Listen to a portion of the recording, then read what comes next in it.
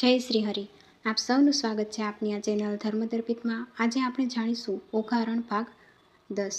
આગળના ભાગમાં જોયું કે અનિરુદ્ધ દ્વારકા નગરીમાં નથી એ વાતની સૌને જાણ થાય છે. તો ચાલો જાણીએ આગળ. નારદજીના આગમનથી અને એમની ચતુરાઈથી દ્વારકામાં ખબર પડી કે અનિરુદ્ધનું કોઈ અપહરણ કરી ગયું છે. દાવજી પણ ભગવાન ઉપર રોષે ભરાયા. નારદજી, મારી દ્વારકા ફરતે સુદર્શનની ચોકી છે, કોઈ અંદર પ્રવેશ ન કરી શકે. જો આવે તો ધડથી માથું જુદું થાય. તો આ ચિત્રલેખા અંદર કેવી રીતે આવી?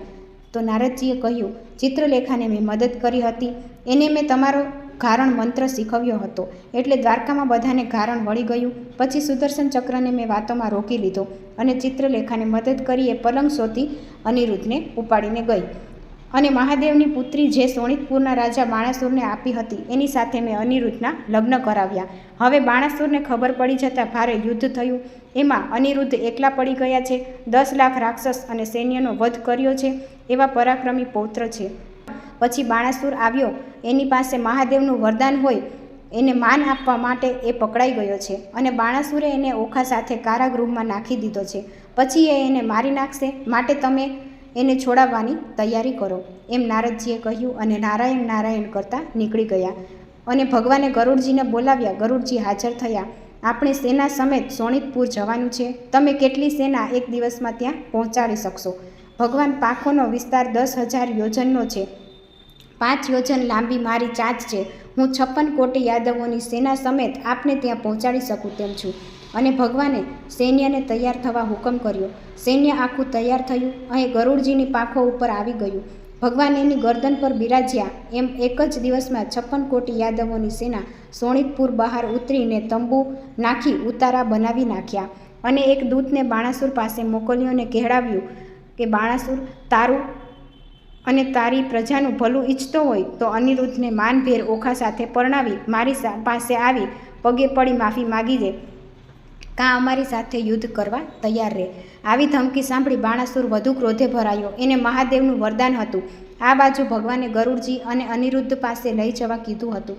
એટલે ઉદ્ધવ, અક્રૂરજી અને શ્રી કૃષ્ણ ત્રણેય ગરુડ ઉપર સવાર થયા. ગરુડજી કારાગૃહમાં ઉતર્યા તો ફરતી અગ્નિ અને ઊંડી ખાઈ હતી. ગરુડને ઉડીને પોતાની વિશાળ ચાંચમાં પાણી ભરીને આવ્યા. એ ખાઈના અગ્નિ ઉપર પાણી નાખ્યું એટલે અગ્નિ શાંત થયો. કારાગૃહના દરવાજા ખુલી ગયા અને ત્રણેય જ્યાં અનિરુદ્ધ હતો ત્યાં આવ્યા. અનિરુદ્ધ ફરતા ભયંકર નાગો હતા. અમુકને ગરુડજી ગળી ગયા ને જે બહુ મોટા સાપ હતા એના કટકા કરી આરોગી ગયા.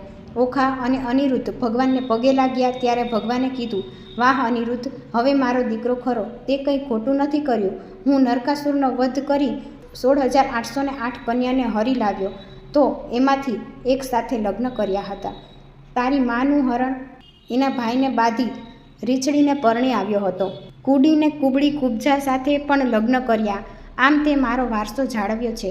સારી સ્ત્રી હોય અને એ સામેથી નિમંત્રણ આપે તો હરણ કરી આવવામાં સંકોચ ન કરવો. ઉદ્ધવને અક્રૂરજી હસવા લાગ્યા. પ્રભુ, આવી શિખામણ છોકરાઓને આપશો તો દ્વારકા ખાલી કરવું પડશે. હું ધારું તો તને અત્યારે જ ઓખા સાથે લઈ જઈ શકું છું, પણ મારે બાણાસુરને સબક શીખવવો છે. એ પોતે તારા લગ્ન ઓખા સાથે કરાવી ધામધૂમથી જાનને વિદાય આપે એવું કરવું છે. ભગવાને કીધું અને પાછા આવ્યા. એમ જતા રહ્યા. આ બાણાસુરે સેના તૈયાર કરી અને ભગવાન શ્રી કૃષ્ણ સાથે યુદ્ધ કરવા સેના સાથે નીકળ્યો.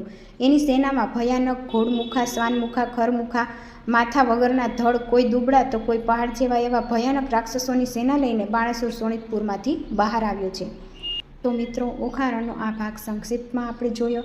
તો હવે આગળનું ઓખારણ જોવા માટે ધર્મદર્પિત ચેનલને લાઇક, શેર અને સબસ્ક્રાઈબ જરૂર કરજો. જય શ્રી હરિ.